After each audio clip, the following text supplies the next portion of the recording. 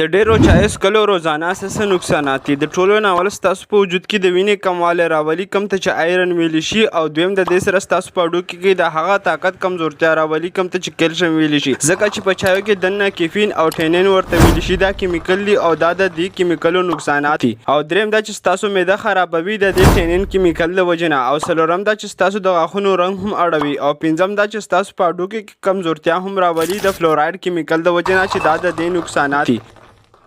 د ډیرو چای څښلو روزانه څه نقصانات دي؟ د ټولو نه اول ستاسو په وجود کې د وینې کموالی راولي، کوم ته چې آیرن ویلی شي، او دویم د دې سره ستاسو په هډوکي کې د هغه طاقت کمزورتیا راولي، کوم ته چې کیلشیم ویلی شي. ځکه چې په چایو کې دننه کیفین او ټینین ورته ویلی شي، دا کیمیکل دي او دا د دې کیمیکلو نقصانات دي. او دریم دا چې ستاسو معده خرابوي د دې ټینین کیمیکل د وجې نه. او څلورم دا چې ستاسو د غاښونو رنګ هم اړوي. او پنځم دا چې ستاسو په هډوکي کې کمزورتیا هم راولي د فلورایډ کیمیکل د وجې نه، چې دا د دې نقصانات دي.